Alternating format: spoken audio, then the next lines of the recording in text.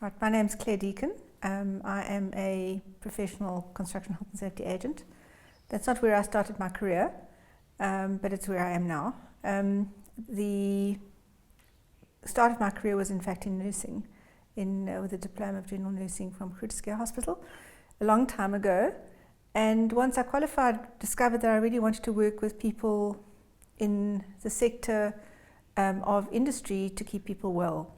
And so I started studying and working in the industrial sector as an occupational health nurse, which I did for about 18 years, and did a lot of studying in that time. And then decided that a lot of people were going off sick as a result of what they were doing and perhaps why they were doing their work, and causing ill health and early retirement. So I went to go and study ergonomics at UCT. So I got an honours degree in ergonomics, and then I discovered after that in fact that wasn't really the problem. You can't fix things retrospectively. It's a design issue, and the designers are the construction sector. So I ended up going into construction to try and sort the problem out from that point of view, because that was really the issue that I suppose really resonated in terms of, well, that's the time to actually, iron out or to fix it from the start, therefore there's nothing to do afterwards. And that would have the knock-on effect of going back and correcting all the things that I dealt with during my career in occupational health to stop and to reduce the amount of absenteeism, ill health, people going and retiring early with a poor quality of life and so on. So then I did a master's in also nursing, but looking at the health status of construction workers. So that was just really about looking at the type of instrument or the methodology of doing medical surveillance in the construction sector. And now I'm doing a PhD in construction management, looking at health and safety and looking at the effects of design and procurement on construction health and safety. So that kind of will finalize or kind of finish the education loop. But certainly I think from that perspective, it's from where I started to where I am now, and the roles I play now, I think are best suited given what I've done in life, and I think are best to try and show and individuals that you can do things with very little, depending on where it is that you want to go and what it is that you want to achieve. So by wanting to make a difference in the average worker's life, I did that through education and through training of myself, so I could make a difference in other people's lives. So now I work on the council, rather I'm a member of the council, the SACPCMP, representing health and safety, which is an honour, and it's been an incredibly steep learning curve. But I think again it fits in with what it was that I initially set out to do, and that was to change the way people think, the way they behave, and the way that they do things, because that ultimately will help those that are doing work in any industry, not just the construction sector. Ultimately now we're fixing what's happening in the construction sector, but it'll have a knock-on effect in any industry.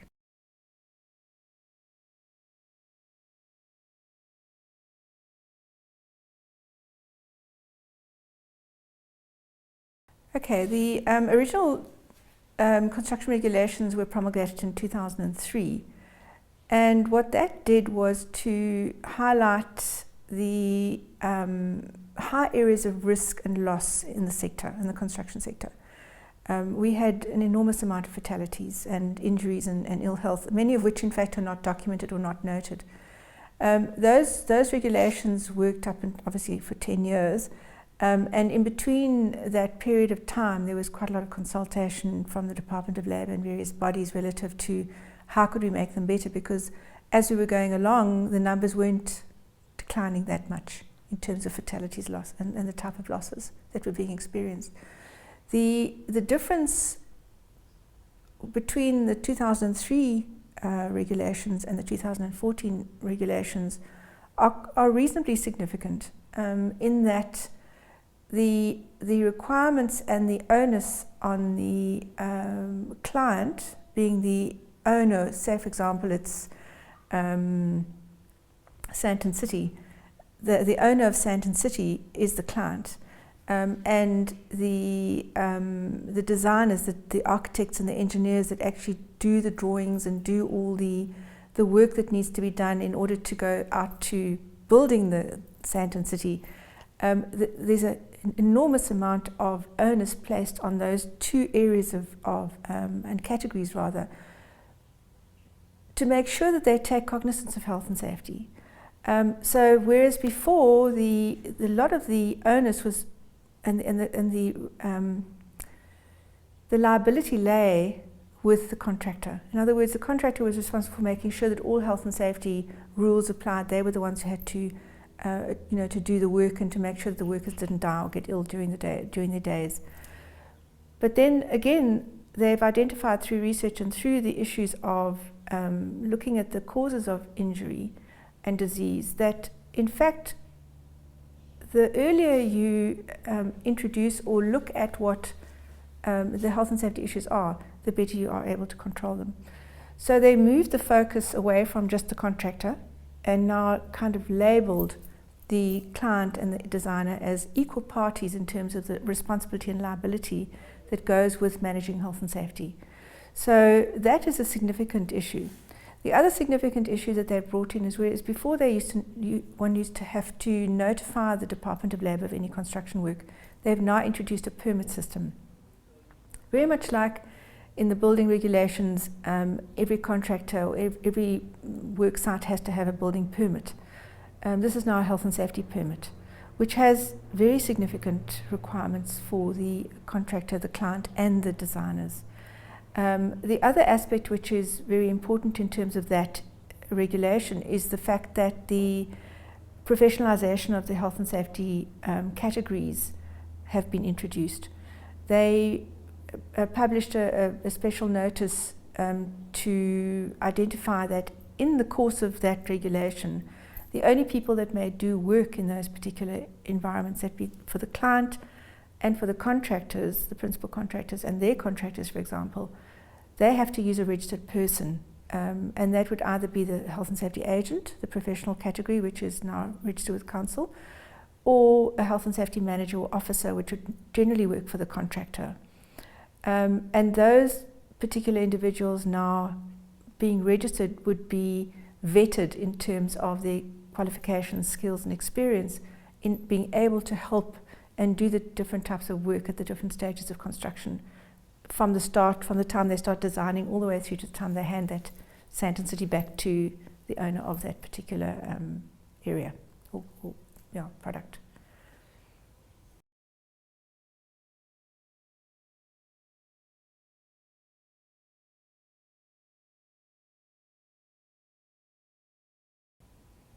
Okay, I think the issue is the easier ones to know about in terms of construction injuries are the people that die. We've had a couple of really wonderful experiences in the last while, and we've had the Tongaat, mall collapse. We've had Meyersdal. We had, I think, 7 workers were killed in a road accident in Bloemfontein somewhere, which didn't really hit the media. There were 5 or 6 workers who were killed by lightning strike, also in the Bloemfontein area, I think a few months ago. There were, I think, recently a couple of workers who were killed. I think yesterday I saw something again about a few workers that had been killed falling off a building. We had the Kucha Bridge collapse where 2 workers died. And so those are the ones that hit the news.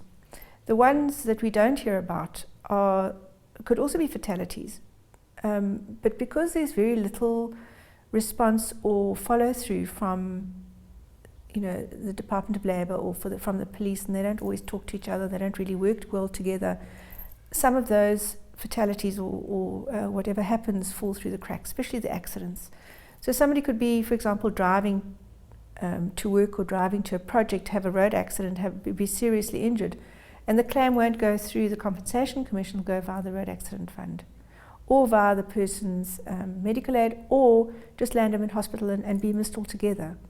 So there are a lot of that kind of area where injuries, diseases specifically, get lost in the middle of things, because there's no real fixed area. The general hospitals don't want to go through the hassle factor of going through the compensation process, because it is a laborious process.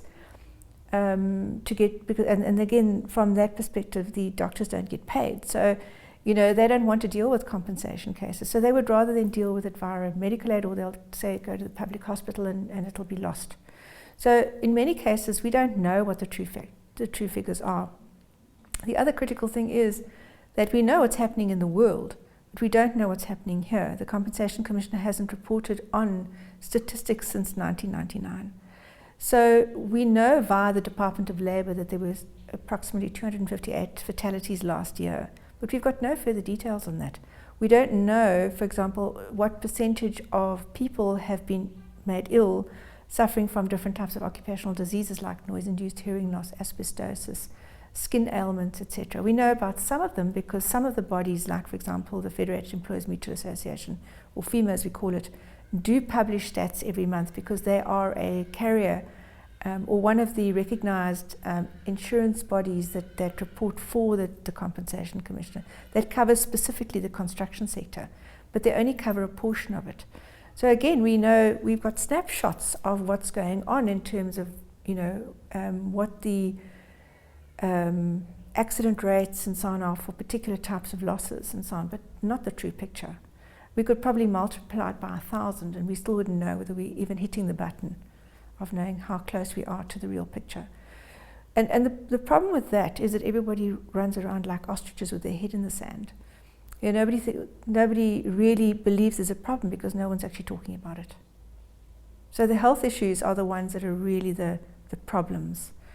Not so much the fatalities, because those are going to get reported by the media, and we're very grateful for that, because sometimes from us as professionals, that's the only time we hear that there's a problem.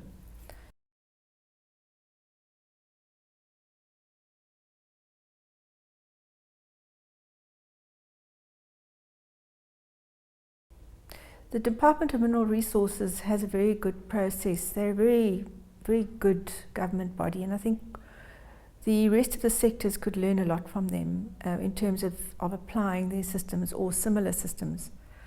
They report monthly to the DMR. Every mine, for example, has to report monthly to the DMR regarding their statistics, and I think we should do something similar to the Department of Labour. I do think that the Department of Labour is seriously under-resourced, and I think, under-resourced and also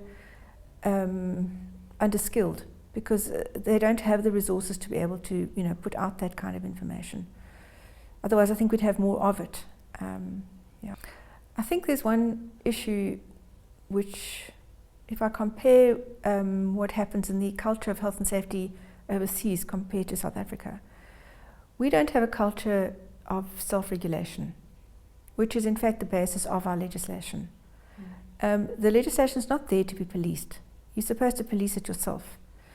So the example I heard yesterday, which I thought was quite a good one, was about smoking. You won't go into a forum where, you know, your neighbour sitting on the chair here would be smoking, because I don't smoke. I take objection to that. So I'm going to say to him, you can't smoke in here. That's self-regulation. I'm taking responsibility for myself and what he is doing to me as a result of his action. We don't have, and you can translate that into health and safety. If somebody is doing something wrong, in other words, they've come to work and they haven't got their safety shoes on, or they haven't put the appropriate equipment on to do a job, no one's saying to that person, but you can't go to work like that, or I'm not going to allow you to start doing that job, because if you work like that, you're going to put me at risk. Or I could get injured as a result of what you're doing. We don't have that culture. And it really starts at the bottom. It starts with the worker being responsible for himself and taking responsibility and in owning health and safety. And I think that goes all the way up and down. You know, if the client, or if senior management or clients don't own it and state it in that way, it's not going to filter down the process, and similarly upwards.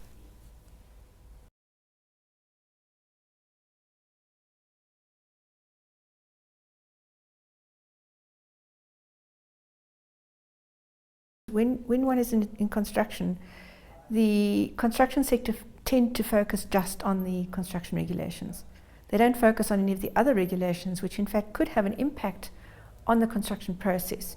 For example, a piece of equipment like a jackhammer emits something like 107 decibels of noise, which means that when you know what kind of plant is going to be used, you can't just look at the construction regulations in isolation. One has to go and have a look at the noise-induced hearing loss regulations as well, because that has a direct impact on the nature of the work and the potential exposure of those workers using that particular piece of equipment. So it was just to show, or just to make sure that anybody who's practicing construction management, which is what the focus of this particular presentation is to make sure that they don't look at things in isolation. Be aware that there are other things to look at. And while they might not have the requisite knowledge outside of the construction regulations, the health and safety professionals could. So whether it's a health and safety officer or the agent acting in that capacity to support whichever level of work it is, they would know which of the different regulations to apply given these circumstances.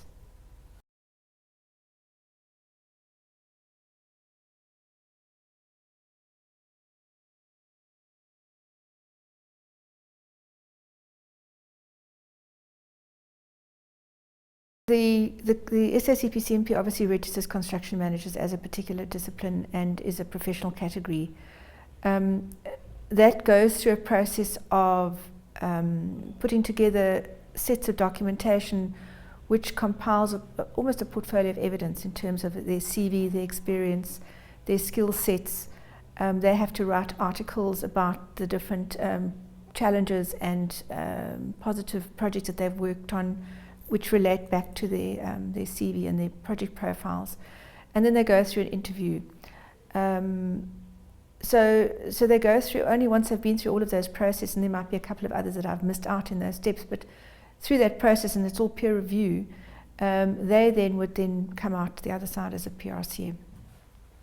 The other aspect in terms of health and safety regarding the construction and the other, in fact, generally across the built environment, we find that the knowledge and the understanding of health and safety is very limited.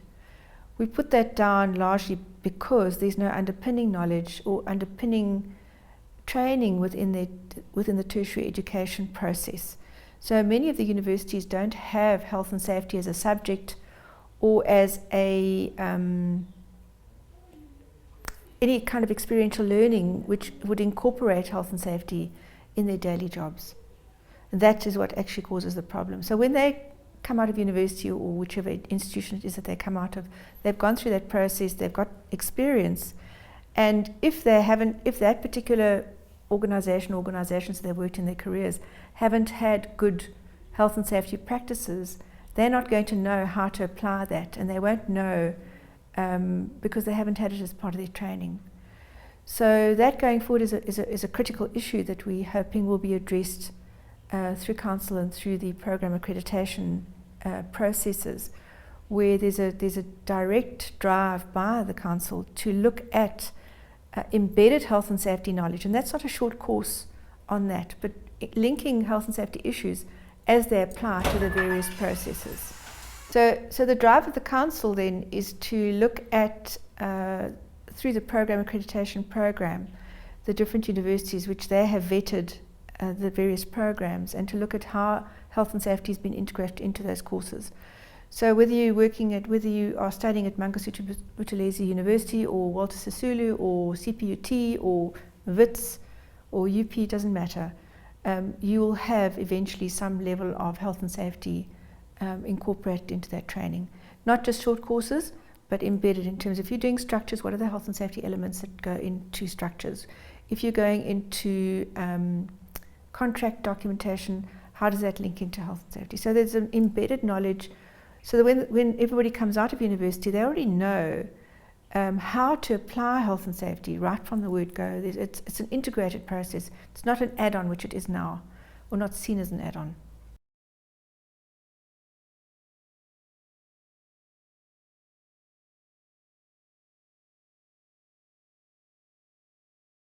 I think it's going to take another decade or so. There are some universities that have got very good programs. Nelson Mandela Metropolitan University has got a master's program, and they're just introducing an honours program in construction health and safety. So that would be open to both those who are working in the disciplines of the built environment. So it could be a project manager or construction engineer who wants to go and do a master's degree, but now they've brought it down to an honours degree.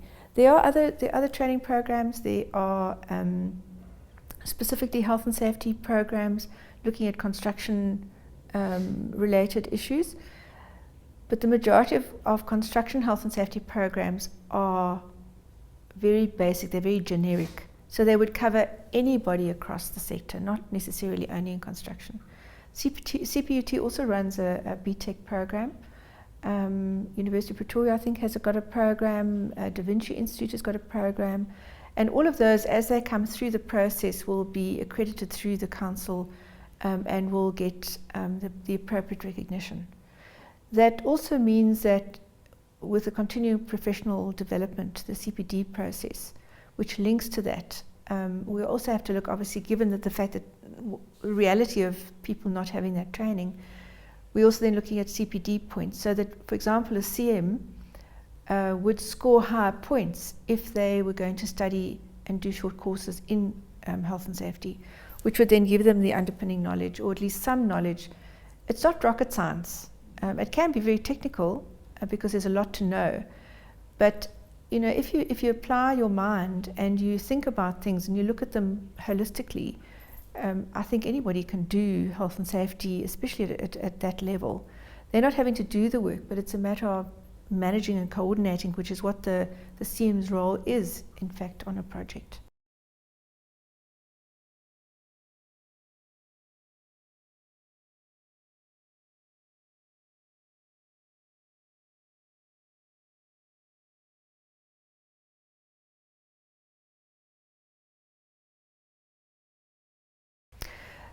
I think that there's a definite misconception about how much health and safety costs.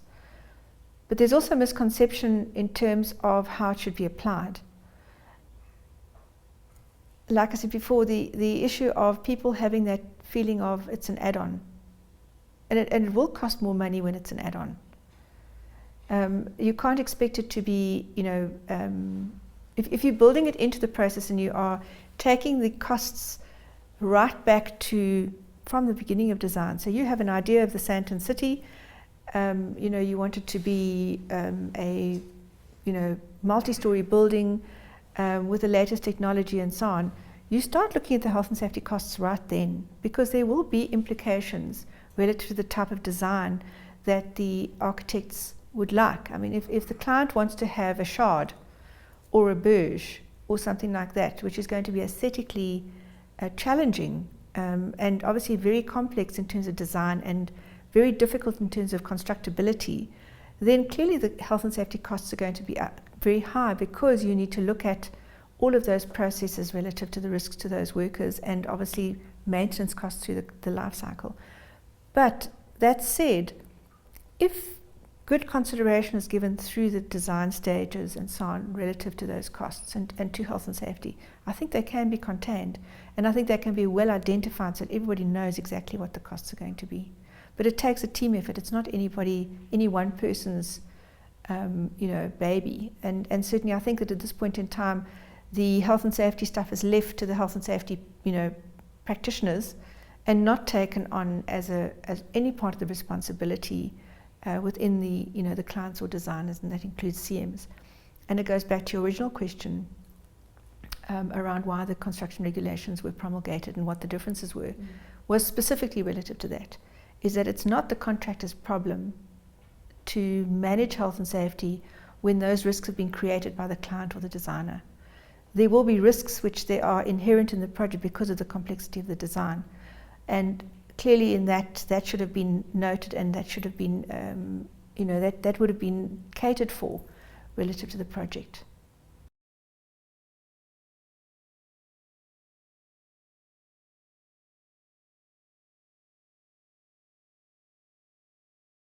I think again it goes back to how do you identify what the risks are, and the construction regulations requires the client already to be looking at risks right from design stage, right from stage one, as we call it in the council's stages of work. So, excuse me, it's the responsibility of the client to make sure that those risks are identified, because you can't manage what you can't identify. So, and clearly, you might decide, okay, well, I want such and such a building. The designer comes with these designs, and you say, well, I now want this kind of building, or I like that design, or I saw this and I'd like that to be included in my design. That changes things. That might increase or decrease the risk.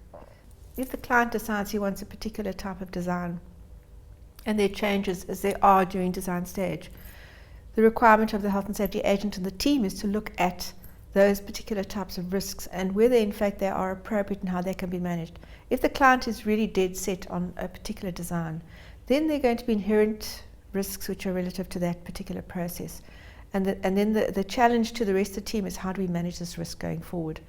Because ultimately, during the construction stage, which is stage 5, one must make sure that the workers are not overly exposed, because there's an element of risk. So with that comes cost.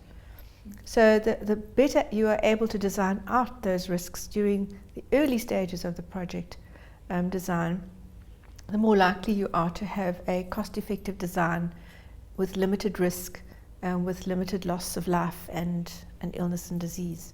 So we look at things like, for example, the products, the processes, the equipment that's used, the products that have been specified by the designers, the different types of paint finishes, the floor finishes, the types of lighting, because they all impact again on how those workers are constructing that particular space, and also going forward, once that client takes back that space, how his workers are going to be affected doing the work in that environment.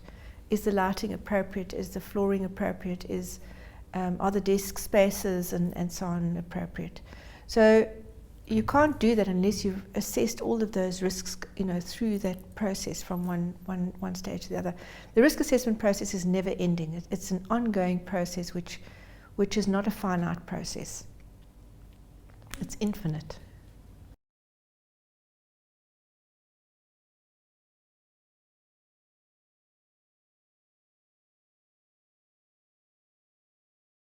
Okay, one of the real problems and one of the major reasons for fatalities are collapses.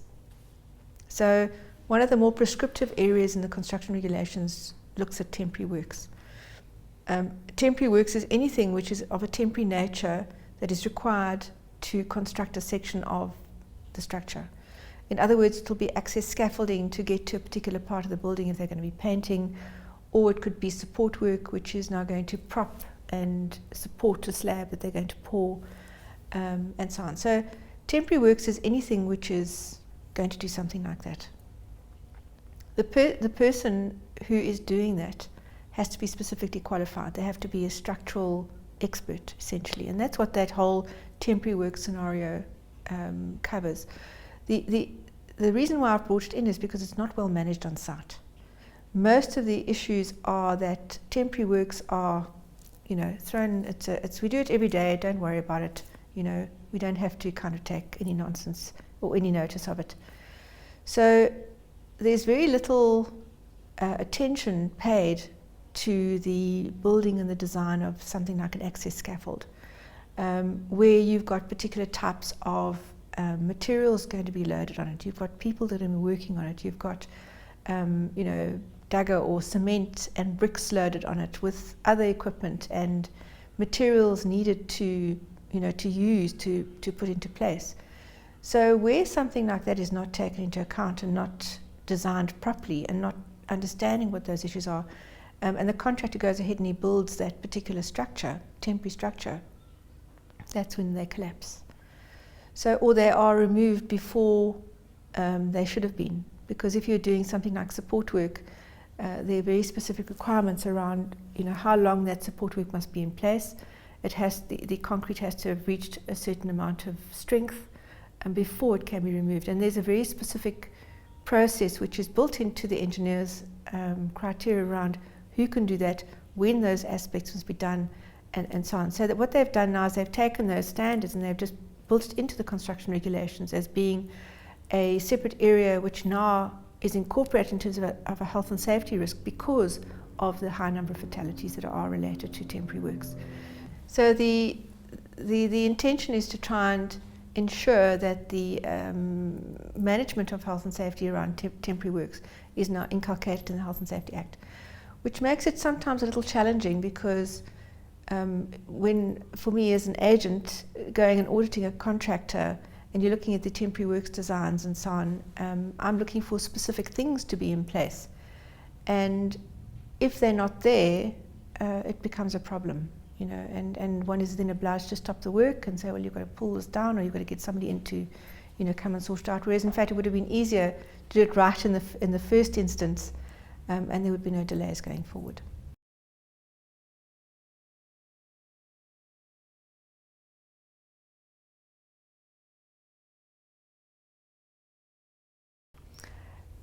Facilities and welfare, I suppose many people refer to it as, really goes around respect for people. The green rockets, as they're often called in terms of the toilets, the temporary toilets on sites, are not the place that you would send your mother into. And they really are generally not well looked after. They're there because they are expected to be there, but they're not well managed in terms of kept clean and appropriate for the type of site. The picture I had was a table and lots of dirt around it, and then the noise levels next to it. And that particular slide referred to a project that we were doing, and the rest area was under a nice big fig tree, where the contractor had provided his workers with a table, and there was a toilet next door. But in probably about 15 to 20 meters away, there were 5 crushers running. And that was the average noise that I picked up on my phone, on my iPhone app, of 92 decibels, which meant that those workers, if they were taking a rest, were not actually resting because they are now being continually bombarded by noise, which is way above the noise levels that are regulated of 85 decibels. So that increases people's blood pressure, it increases their stress levels. We know that has knock-on effects. But it goes about, as I said, respect for people. If you respect the people that are doing the work for you, and that is all about people management, then you give them appropriate, you know, resources to rest, because that's what it's there for. Clean toilets, clean potable drinking water, shelter, because a lot of our workers are working in very, very difficult conditions. They work out in construction happens outside. And often in very remote areas. So if you work in a very remote area, it could be, you know, like this morning, you know, close to 0 degrees, but they have to work because the clock is ticking, and every second is money. So if as one generally finds, the toilets are placed 15 meters or maybe a kilometer down the road, those workers are not going to go and use that toilet. They're going to use the bush, which it becomes an environmental issue. And why should anybody expect them to? Why could the contractor not have just thought ahead for what he needs to do tomorrow to make sure there's a toilet that is clean and available for his workers? So it is really about, you know, what would you expect for yourself? It goes back to that self-regulation that I spoke about, where workers don't complain about it because they would be, you know, feel that they would be jeopardized in terms of their jobs. It really does go down to that. So, you know, the workers don't complain. The supervisor don't want to complain because it'll show them up, and the contractor won't complain because, you know, he doesn't want to incur any more costs. So if he's got 15 teams working on a project or on different floors, he should have the appropriate number of toilets, for example, that is going to best benefit him from a productivity point of view, and that it's also not seen in that light. You know, if people have to go, that's another 20 minutes off their work day to actually get to go and relieve themselves. That's not fair. It's really not good. So that's the reason why I bring that in. That is a CM's responsibility, or part of the construction manager's responsibility, to make sure that his workers are well looked after in order for them to be more productive at work.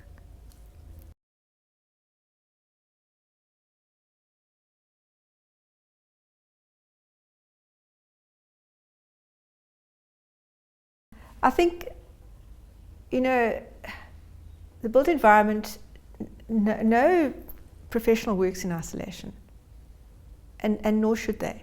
You know, the architects can't do without the quantity surveyors can't do without the engineers can't do without the, their particular disciplines. They can't do without the land surveyors or the environmentalists or the health and safety practitioners, registered persons. And everyone still is working in such silos that it makes it so difficult really to get people to understand or be on the same page. And I think that really is a critical issue, is that I think, and that's why from our council's perspective, we're excited. From the health and safety professionals' point of view, we were so excited because this is the only council and the only health and safety category which in fact is professional in South Africa. And the health and safety professionals go through exactly the same process as all the other two categories of registration in the council. So we do the same, CVs, papers, interviews. The health and safety officers and managers write exams. So they go through everything up until the point of examination, and they write exams. So the difference is in that area, and they're not professional categories, but they are still registered persons, and they're recognized by the Department of Labour in terms of the construction regulations. So the idea with doing that is to make sure again that the built environment, when we go onto a project, we are giving them the support that we know that they need. They might know that, people don't know that they need things. We will go in and show them what we can do in terms of, if you want to build this kind of structure, it might be a 50-story building, it looks beautiful. Okay, let's get down to nitty-gritty and say, let's have a look at the designs and say, okay, what materials are you using?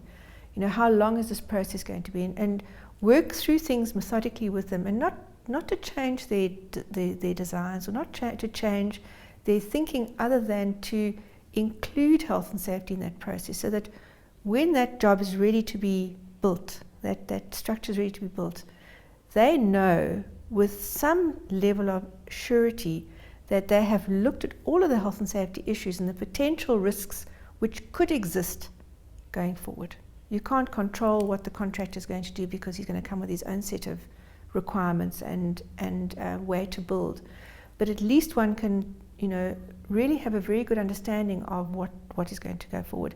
And then going onto the project, also to work with that team and to monitor the contractor through that process, makes it again so much easier when you know what went before and why things were particularly designed to be like that, or what thought went into it being done this particular way. So it does make an enormous difference when one is as part of that team. It's very difficult where we have the issue now where the health and safety agent specifically is only brought in once the contractor is already on site. You've got no control over anything. You can't backtrack now, because that becomes a contractual issue and so on. You can really only enforce the legislation, but not really have applied your mind and put better practice approaches into the process, which is really what it's all about.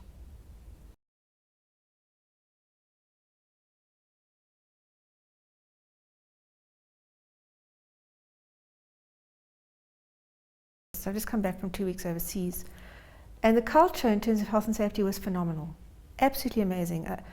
The self-regulation issue really does work, and I was fortunate enough to sit in a couple of meetings with training and feedback sessions to a corporate environment.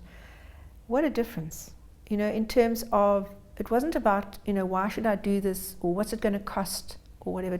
The issue was, okay, let's get that sorted. How are we going to deal with this? How are we going to manage this? Tell us what we need to do. Okay, we can do so-and-so and so-and-so, we'll get so-and-so involved, we'll go and meet with that person, we'll see what we can do to integrate this process. No argument, not even challenging the findings or the thinking behind what was being said. Just get on with it, and we don't have that culture here. It was very refreshing and a pleasure. So for us to aspire to. Absolutely, yeah. And the considerate construction that they run, and I actually saw one of Mace's projects. I didn't visit it, but I walked past it, took some photographs. And again, they have this considerate construction process apparently, where it's an external body that goes and measures how how well they're managing the people that are affected by their construction process, which is something we don't really look at. We will look at things like, for example, communities and so on. But, we won't worry about how much dust perhaps is being, produced and how it's affecting neighboring buildings or businesses. So they get scored on things like that. So I think we've got some really good lessons to learn, and I think it would be fabulous to be able to have something similar here, which again goes back not just for the respect for people, but also for the respect for communities.